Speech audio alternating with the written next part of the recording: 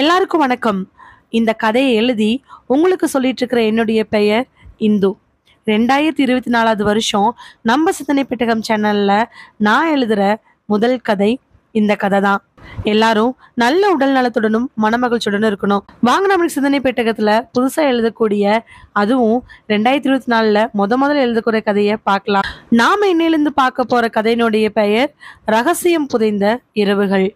Evening ஒரு 4 மணிக்காட்ட தன்னோட வீட்டில் லக்கேஜ் எல்லாம் பேக் பண்ணிட்டு இருக்கிறான் சசி. கரெக்டாக சசியோட ஃபோன் அடிக்க அதில் ரகு நேம் வரவே எடுத்து லவுட் ஸ்பீக்கர் போட்டுட்டு பேச ஆரம்பிக்கிறான். சொல்லு ரகு. ஏ சசி, என்ன பண்ணுற? நான் ரெடி ஆகிட்டு இருக்கிறேன். பேக்கிங்கா? ஆமாம் ரகு. ஏன்? இல்லை, கன்ஃபார்மாக முடிவு பண்ணிட்டியா? கன்ஃபார்மாக முடிவு பண்ணிட்டேன். ஏன் இத்தனை வாட்டி கேட்டே இருக்கிற ரகு? இல்லை சசி, நிலாவை கொஞ்சம் யோசிச்சு பார்த்தியா? முதல்ல நிலா கிட்ட சொன்னையா? பாதி சொல்லியிருக்கிற. பாதி சொல்லி நிலா கிட்ட முழுசா சொல்லிட்டு போனா கூட பரவாயில்ல. நீ பண்றது மிகப்பெரிய தப்புன்னு எனக்கு தோணுது. அதுவும் கல்யாணம் ஆகி 8 மாசம்தான் ஆகுது. அதுக்குள்ள நிலாக்கு நீ இப்படி ஒன்று பண்றது சரிப்பட்டு வர மாதிரி தெரியல. ரகு, ஆல்ரெடி உங்ககிட்டயும் நம்ம பசங்ககிட்டையும் நான் பேசுனது தான். நான் கன்ஃபார்ம் இன்னைக்கு நைட்டுக்குள்ள அங்கே போயிடுவேன். இதில் எந்த விதமான மாற்றமும் கிடையாது. அப்போ நிலாவை என்ன பண்ண போறேன்? நிலாவை எங்கள் வீட்டுக்கோ இல்லை எங்கள் அம்மா வீட்டுக்கோ தாட்டி விட போகிறேன். ஒரு கொஞ்ச நாள் தானே, இதில் என்ன ஆயிருப்போகுது? சரி சசி, நீ கேட்குற மாதிரி தெரில. உனக்கு என்னாவது ஏற்பாடு வேணும்னா உடனே கால் பண்ணு. நானும் அங்கே எல்லார்ட்டையும் பேசிட்டேன். நீ பார்த்து பத்திரம். சரி ரகு. ஃபோனை வச்சுட்டு கரெக்டாக சசி திரும்பி பார்க்க, அதே நேரத்தில் நிலா தன் கையில் 4-5 சுடிதாரோடு உள்ளே வராங்க. என்னது, அயன் பண்ண வந்துடுச்சா? எல்லாமே வந்துடுச்சு. சீக்கிரமாக பேக் பண்ணு நிலா. ஆ சரி. நிலா எதுவுமே பேசாம பேக் பண்ணிட்டு இருக்கிறாங்க. முகமெல்லாம் வருத்தம். நிலா பேக் பண்ண ஆரம்பிச்ச உடனே சசி குளிக்கிறதுக்காக பாத்ரூம்குள்ள போயிடுறாரு. பேக் பண்ணி முடிச்ச நிலா பெட்ல கிடக்கக்கூடிய சசியுடைய ஃபோனை எடுக்கிறாங்க. எடுத்து ஓப்பன் பண்ணி பார்த்து வாட்ஸ்அப்ல செக் பண்ணும் பொழுது அதுல சாரு அப்படிங்கிற நேம் வந்திருக்குது. சாருங்கிற பேரை பார்த்தாலே நிலாவுக்கு கொஞ்சம் காண்டாகும். ஏன்னா சசிக்கும் நிலாவுக்கும் கல்யாணம் ஆகி 8 மாசம்தான் ஆகுது. கல்யாணம் ஃபிக்ஸ் பண்ணதுலேருந்து இப்போ கொஞ்ச நாளைக்கு முன்னாடி வரைக்குமே சசியை எப்போ பார்த்தாலும் சாரு க்ரஷ் அப்படிங்கிற மாதிரி சொல்லியுமே ரொம்ப க்ளோஸாக தான் மூவ் பண்ணுவா. அதனால நிலாவுக்கு கொஞ்சம் பாசிட்டிவ் தான். சாரு பேரப்பாரு, எப்போ பார்த்தாலும் அரைகுறை ட்ரெஸ்ஸை போட்டுக்கிட்டு பல்ல போட்டு இழிச்சுக்கிட்டு உள்ளே போய் பார்க்கலாமா வேண்டாமா? லாஸ்ட்டாக ஏதோ ஒரு வீடியோ வந்திருக்குதே, எப்போ வந்திருக்கு? ஓப்பன் பண்ணி பார்க்கும் பொழுது அக்டோபர் 22 அன்னைக்கு சாரு ஏதோ பேசி ஒரு வீடியோ ஒன்று அனுப்பிச்சிருக்கிறாங்க சசிக்கு. இன்னைக்கு அக்டோபர் 28, 6 நாள் ஆச்சு. இவ எங்கேயோ வெளியில் போனான்னு சொல்லிட்டு இருந்தாரே, போகிறதுக்கு முன்னாடிக்கு இது அனுப்பிச்சி வச்சிருந்துருப்பாளோ? ஓப்பன் பண்ணி பார்க்கலாமா வேண்டாமா? வேண்டான்னு உள்ளுணர்வு சொன்னாலும் பொண்டாட்டிங்கிற கேரக்டர் இருக்கிறவங்க பொண்டாட்டிக்கான குணாதிசயத்தில் நடந்துக்கணுமா இல்லையா? வீடியோவை ஆன் பண்ணுறாங்க. ஆன் பண்ண உடனே பளிச்சுன்னு ஒரு வெள்ளை கலர் சுடிதாரில் போனிடெயில் போட்டுக்கிட்டு கண்ணில் கண்ணாடியோட பார்க்கறக்கு பல்லன்னு சாரு பேச ஆரம்பிக்கிறாங்க. அக்டோபர் 22. ஹலோ எவ்ரிபடி, எல்லாம் எப்படி இருக்கீங்க? இன்னைக்கு அக்டோபர் 22. நான் இன்னைக்கு ரொம்ப ஹாப்பியாக இருக்கேன். ஏன்னு சொல்லுங்க. நாம் நினச்ச மாதிரியே ஒரு ப்ராஜெக்ட்குள்ளே என்ட்ரு ஆயிட்டோம். நான் இப்போ எங்கே இருக்கேன்? யாருமே வரமாட்டேன்னு சொன்ன ஏற்காட்டிலேருந்து கொஞ்சம் தூரம் இருக்கக்கூடிய குப்பமேடுங்கிற இடத்துல இருக்கேன். பாருங்க, இப்படி ஒரு அழகான காட்சியை நீங்கள்லாம் மிஸ் பண்ணிட்டீங்க. இது கிராமமா, சிட்டியா, இல்லை டூரிஸ்ட் பார்ட்டா, கோயில்களுக்கு வரக்கூடிய இடமானு சொல்லவே முடியாது. சொல்லிட்டு கேமரா ஒரு பக்கமாக திருப்பேன். பார்த்தீங்களா, நாமெல்லாம் எதிர்பார்த்துட்டு இருக்கக்கூடிய ஏற்காட்டில் இருக்கக்கூடிய குப்பமேடு. இந்த பக்கம் பாருங்க, இது சிட்டிக்கு போகக்கூடிய ஒரு மெயின் ரோடு. பைபாஸ் ஒன்று, நிறைய கார்கள் போகிற மாதிரியான இடம். அப்படியே கொஞ்சம் பக்கம் திருப்பினா ஒரு 1.5 கிலோமீட்டரு கண்ணுக்கு தெரிகிற மாதிரியான மலை பிரதேசங்கள் தான். அங்கே பார்த்தீங்களா, அதுதான் நான் தங்கி இருக்கக்கூடிய ரெசார்ட். மெயின் ரோட்லேருந்து நடந்து போனோம்னாலே 1.5 கிலோமீட்டரில் ரெசார்ட். ஆனால் என்ன ஆச்சரியம், இந்த 1.5 கிலோமீட்டரும் நம்ம கண்ணுக்கு தெரியுது. இந்த பக்கமாக பாருங்க, ஃபுல்லாக காடு. அது மட்டுமா, ரெசார்ட்லேருந்து அப்படியே கொஞ்சம் லெஃப்ட் சைடு தெரியுது பார்த்தீங்களா ஒரு புதர். அந்த புதர் வழியாக இறங்கி போனீங்கன்னா குகை கோயிலுமே பக்கத்துல பாலடைஞ்ச குகையும் இருக்குது. இதுக்காக தான் நான் இங்க வந்திருக்கேன். எல்லாரும் மிஸ் பண்ணிட்டீங்க. முடிஞ்சா இன்னும் 2-3 நாள்ல இதே ஏற்காட்டுல இருக்கக்கூடிய குப்பமேடுங்கிற இடத்துக்கு மறக்காம வந்துருங்க. சொல்லிட்டு அந்த வீடியோ முடிவடையுது. வீடியோ அதோட கட்டாயி வெளியில வந்துருது. வீடியோ பார்த்து முடிச்ச நிலாவுக்கு அப்படி ஒரு கோவம். கோவங்கிறத விட பொசசிவ்னஸ்னே வச்சுக்குவோம். ஆமா, பெரிய பார்க்கறக்கு அழகா இருந்துட்டானா இது வேணா சொல்லிடலாம். பேசுறது என்னமோ பெரிய விஜே ஆர்ஜே மாதிரி. இவங்கெல்லாம் தொல்பொருள் ஆராய்ச்சி நிறுவனத்தில் வேலை செய்கிறாங்களா இல்லை வேற என்னன்னு எனக்கு தெரிய மாட்டேங்குது. ஐடியில் வேலை செய்கிற மாதிரி ஒரே ஜாலியாக இருக்காங்க. வழக்கமாக இவங்கெல்லாம் நல்லா டிப்டாப்பாக சேலையோ இல்லை காட்டன் சுடிதாரோ போட்டுக்கிட்டு தலையை நல்லா கொண்டை போட்டு கண்ணாடி போட்டு பார்க்குறக்கு லட்சணமாக இருந்தால் தானே டிஷர்ட்டையும் அதை இதையும் போட்டுக்கிட்டு. இவன் இன்னொரு வீடியோ வேறு அனுப்பியிருக்கா. என்னென்னு ஓப்பன் பண்ணி பார்க்கலாமா வேண்டாமா? அதுக்கு அடுத்து இருக்கக்கூடிய ஒரு வீடியோ, அடுத்துங்கிறத விட அதுக்கு முன்னாடி தான் அது வந்திருக்கு. ஓப்பன் பண்ணி பார்க்க, ஹலோ, மறுபடியும் நான் தான் உங்களோட சாரு. இந்த முறை சாருவோட டிஷர்ட் மாறி இருக்கு, கண்ணில் இருக்கக்கூடிய கண்ணாடியும் மாறி இருக்கு, ஹேர் ஸ்டைல் எல்லாம் கூட மாறி இருக்கு. ஏன்னா அது நைட் டைம் எடுக்கப்பட்டது. வாட்சில் பார்த்தா என்னமோ 6:45 தான் இருக்குது. இருட்டு ரொம்ப படர்ந்து கிடக்குது. காட்டுப்பகுதி அப்படிங்கிறதுனால என்னமோ இருட்டு அதிகமாக பரவி இருக்குது. இதுதான் நான் தங்கி இருக்கக்கூடிய ரூம். இங்கே இருக்கக்கூடிய ரெசார்ட்டில் ரொம்ப ஸ்பெஷாலிட்டி ஒன்று இருக்குது. யார் யாருக்கு என்னென்ன கலருக்கு பிடிக்குமோ அந்த கலரை சொல்லி அதுக்கேற்ற மாதிரி ரூமில் தங்கிக்கலாம். இங்கே மொத்தமாக 24 வீடு இருக்குது. என்னடா வீடுன்னு சொல்கிறேன்னு பார்க்குறீங்களா? ஆமாம், இங்கே 24 வீடு தான். ஏன்னா ஒரு ரூமுக்கும் இன்னொரு ரூமுக்கும் ரொம்ப டிஸ்டன்ஸ். நடுவில் வீடு, சுற்றி பூங்கா தோட்டம், அங்கே ஒரு சின்னதாக 4 பேர் உட்காந்து சாப்பிட்ற மாதிரி ஒரு டைனிங் டேபிள். அங்கிருந்து வெளியில் வந்து ரோட்டில் நடந்தோம்னா தான் கிட்டத்தட்ட ஒரு 25-30 அடிக்கு அப்புறம் பக்கத்து வீடு இருக்குது. அது கொஞ்சம் பின்னாடி தள்ளி இருக்கும். ஜிக்ஸாக் மாதிரி. நம்பர் 1, அதாவது ஒரு கலர் வீடு முன்னாடி இருந்துச்சுன்னா இன்னொரு கலர் வீடு பின்னாடி இருக்கும். யாருக்கும் எந்த டிஸ்டர்பன்ஸும் கிடையாது. இந்த சாருக்கு ரொம்ப பிடிச்ச கிரீன் கலர் வீட்டில் தங்கி இருக்கேன். ஸோ என்னுடைய வீடு பேர் green colour land, means green land. பார்த்தீங்களா, சுற்றி இருக்கக்கூடிய இடம் எல்லாமே க்ரீனாக இருக்குது. சாரும் தான் ரூமில் இருக்கக்கூடிய எல்லா பொருட்களையும் சுற்றி காமிச்சிட்டு கடைசியாக சசி அப்படின்னு பேசும் பொழுது கட் ஆயிடுது. என்னமோ சசின்னு சொல்ல வந்தா, ஆனால் கட் ஆயிடுச்சு. ஒருவேளை இவருக்கும் க்ரீன் கலர் தான் பிடிக்குமோ? இவரை விடக்கூடாது. நம்மளை எங்கேயோ பேக் பண்ணி அனுப்பிச்சிட்டு இவர் சாரு கூட போனார்னா வரட்டும். ஃபோனை வச்சுட்டு உட்காந்துட்டு இருக்கிற அதே நேரத்தில் டக்குன்னு கதவை திறந்துட்டு வெளியில் வரான் சசி. ட்ரெஸ்ஸு ஓரளவுக்கு போட்டிருக்க, தலையெல்லாம் தவட்டிட்டு வெளியில் வந்த சசி, ஏ நிலா, பேக் பண்ணிட்டியா? பேக் பண்ணிட்டேன். குளிச்சிட்டல? நான் எப்போவோ குளிச்சிட்டேன். சரி, ரெடியாகு, நாம கிளம்புவோம். ஏற்கனவே வேலை விஷயமா வெளியூர் போறேன், நீ ஊருக்கு போன்னு சொன்னதுல 50% உடன்பாடே இல்லாத நிலா இப்ப இந்த வீடியோலாம் பார்த்ததுக்கு அப்புறம் கண்டிப்பா போவாளா? டக்குன்னு யோசிச்சவ, உங்களுக்கு பிடிச்ச கலர் என்னது? ஏன் கேட்குற? என்னதுன்னு சொல்லுங்க. எல்லோ.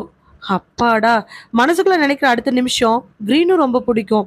கோவம் உச்சத்துக்கு போகுது. என்னாச்சு? ஒன்றும் இல்லை. நிலா, இப்போ நீ எங்கே போற? எங்கே போறன்னா, கரூரில் இருக்கிற நம்ம வீட்டுக்கு போறியா, திருப்பூரில் இருக்கிற உங்கள் அம்மா வீட்டுக்கு போறியா? அதுக்கேற்ற மாதிரி தானே பஸ் வச்சு விட முடியும். இல்லை சேலம் போய் ஒட்டுக்கா மாற்றிக்கிறியா? நான் 2 பக்கம் போகல. அப்புறம் இங்கே இருக்க போறியா? இங்கே நீ தனியாக இருக்க முடியாது. நீ ஊருக்கு போயிரு. பெங்களூரில் உன்னை மட்டும் தனியாக விட்டுட்டு நான் எங்கே போகட்டும்? அப்படி நான் சொல்ல வரல. நான் உங்கள் கூடயே வரேன். சொன்ன உடனே கோவப்பட்டவன், நீயும் வரையா?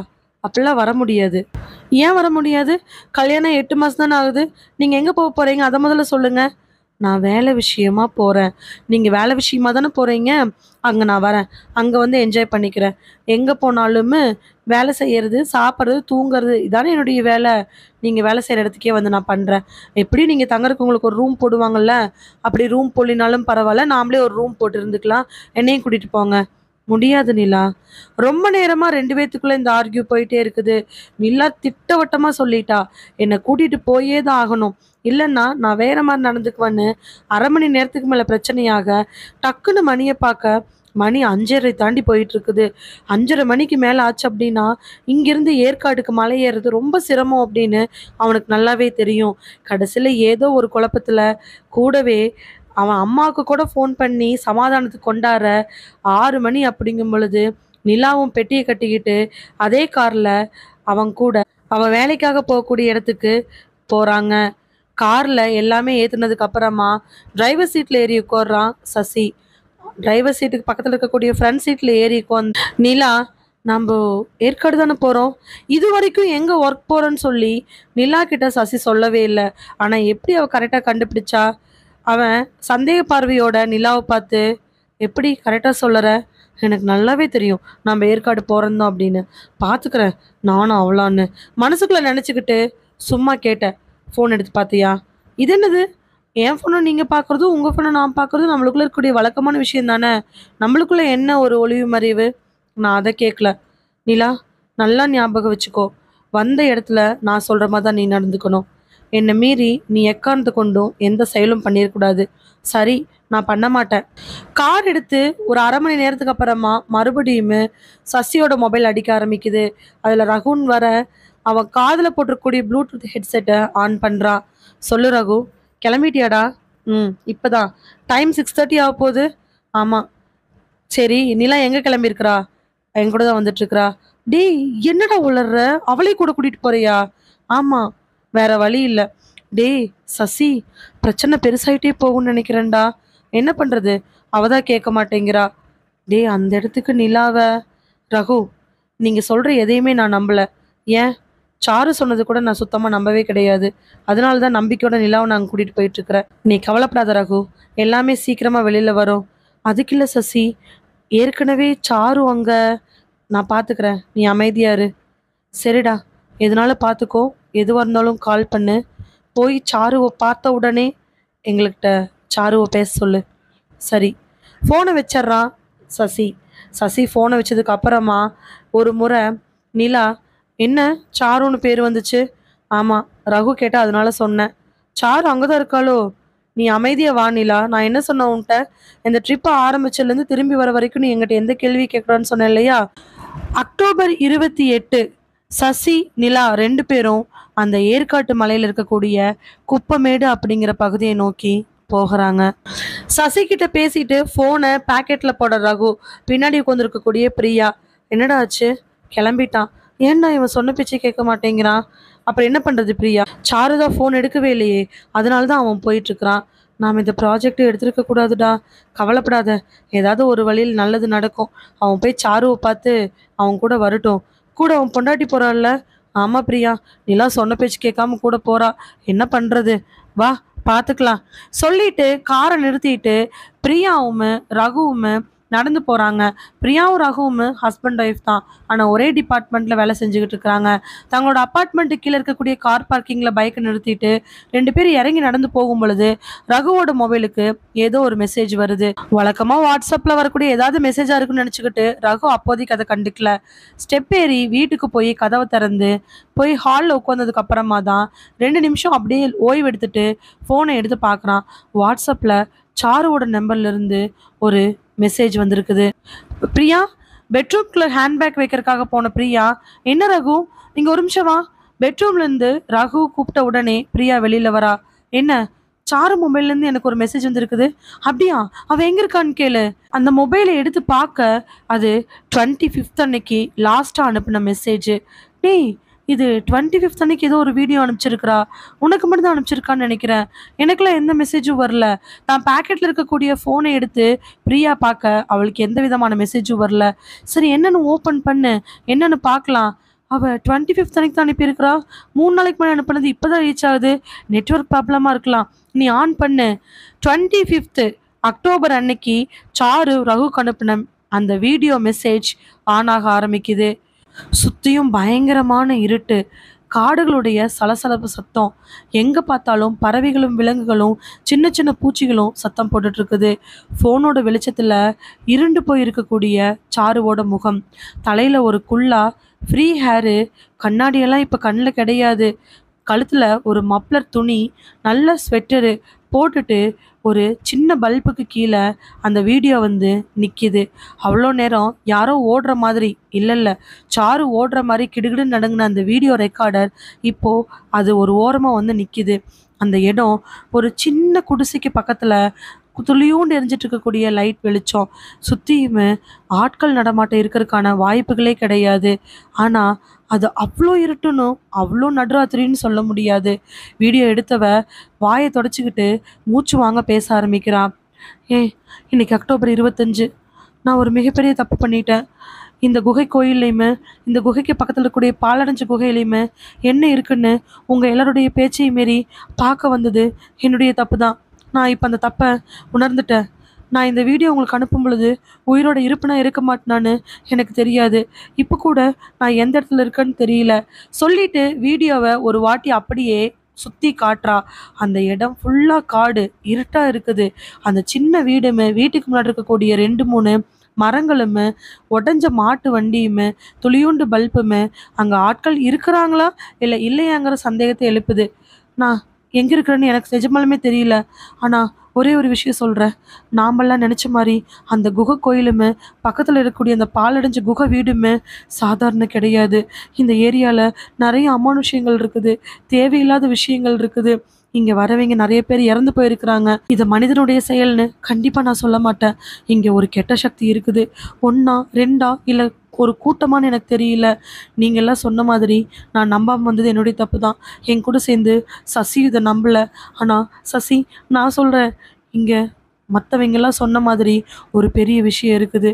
எல்லாரும் தப்பிச்சுக்குங்க. நான் இந்த வீடியோ அனுப்பும் பொழுது உயிரோடு இருப்பேனா இல்லை நான் கிடைப்பேனான்னு தெரியாது. எல்லாரும் பார்த்து பத்திரமா. சொல்லி முடிச்ச உடனே அந்த வீடியோ அதோட கட் ஆயிடுது. ஏய், என்னது இது? ரகு, சாரு என்னன்னு தெரியல.